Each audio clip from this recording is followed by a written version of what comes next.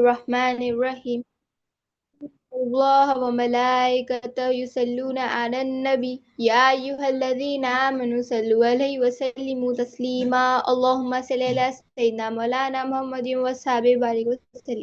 اللہ تعالیٰ کا بے انتہا فضل و کرم اس کے ہمیں نبی کریم صلی اللہ علیہ وسلم کی امت میں پیدا فرمایا اور پیدا ہونے کا فخر عنایت فرمایا۔ الحمدللہ فخر عرش کی انبیاء نکلا مزید برائے کرم ہے کہ اللہ تعالیٰ نے قرآن جیسی نعمت سے وابستہ فرمایا، اولیاء اللہ کی دامت سے وابستہ فرمایا اور تشہید ایمان کے میں جمع فرمایا۔ انشاءاللہ توحید سیریز کو کنٹینیو کرتے ہیں۔ پچھلے لیکچر میں ہم نے سمجھا تھا نورانی کلمہ۔ آج کے لیکچر میں ہم سمجھیں گے پاکی اور ناپاکی، مطلب کلمہ طیب۔ کلمے کو کلمہ طیب بھی کہتے ہیں۔ کلمہ طیب کیوں کہا جاتا ہے؟ کلمہ طیب کے معنی پاک کلمہ۔ اللہ تعالیٰ پاک صلی اللہ علیہ وسلم اور یہ کلمہ بھی پاک ہے۔ یہ چیز جس کسی کے پاس آتا ہے اسے کفر سے پاک کر دیتا ہے۔ اس کو کیا کہتے ہیں؟ کلمہ طیب کہتے ہیں، یعنی پاک کلمہ۔ اب اس کی مثال اللہ تعالیٰ قرآن میں فرما رہے ہیں، یہ کلمہ طیب پاک ترک کے جیسا ہے۔ پاک اس کی ترک کی مثال دے رہے ہیں اللہ تعالیٰ۔ ترک کی یعنی جڑ کی مثال دے رہے ہیں۔ اس کی جڑ زمین میں پھیلی ہوئی ہیں اور اس کے شاخیں آسمان میں پھیلی ہوئی ہیں اور یہ ہر وقت پھل دیتا ہے۔ یہ کلمہ طیب کی مثال اللہ تعالیٰ کیا کہہ رہے ہیں؟ پاک ترک کی مثال دے رہے ہیں۔ اور جو کفر ہے اس کی مثال کیا ہے؟ ناپاک ترک کی جیسی ہے، اپوزٹ مثال ہے۔ اس کی جڑیں پھیلی ہوئی نہیں ہیں اور اس کی شاخیں آسمانوں میں بھی پھیلی ہوئی نہیں ہیں اور یہ پھل بھی نہیں دیتا۔ اب نبی کریم صلی اللہ علیہ وسلم نے ارشاد فرمایا، جس نے کلمہ طیب کی گواہی دی وہ شرک کی نجاست سے پاک ہو گیا۔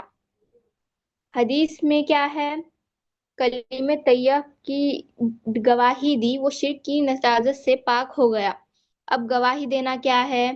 دیکھنا، سننا، دل میں اتار لینا، یہ گواہی ہے۔ دو راستے بتائے اولیاء اللہ نے، ایک آنکھ کا راستہ اور دوسرا کان کا راستہ۔ ایک مثال لیتے ہیں۔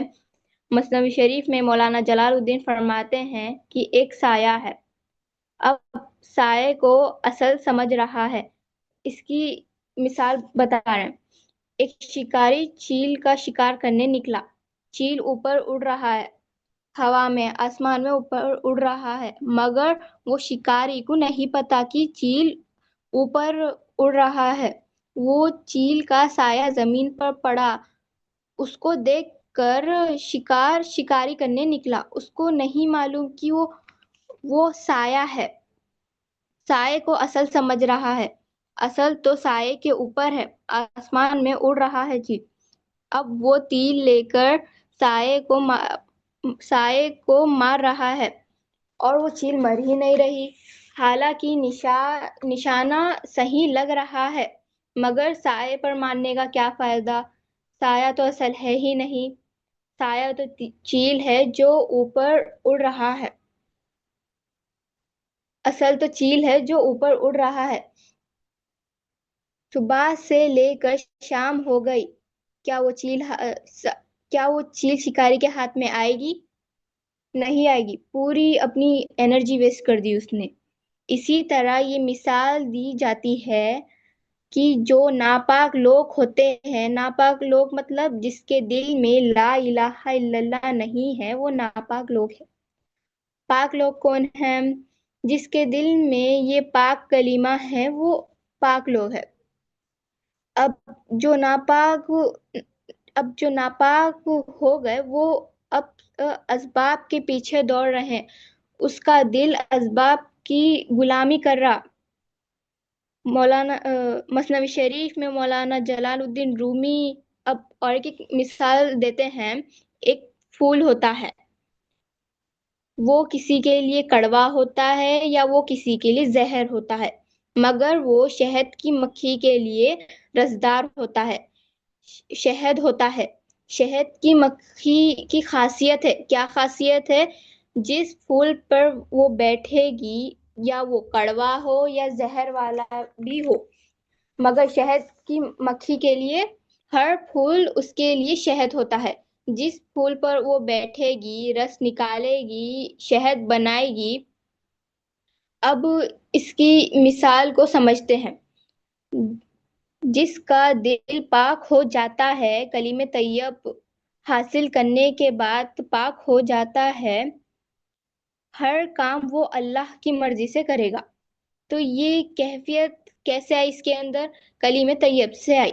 تو اسی کے بعد اسی کے ساتھ میں اپنی بات کو ختم کرتی ہوں، اور اللہ تعالیٰ سے دعا کرتی ہوں جو کچھ بھی کہا گیا سنا گیا، اللہ تعالیٰ ہم سب کو اس میں عمل کرنے کی توفیق عطا فرمائے۔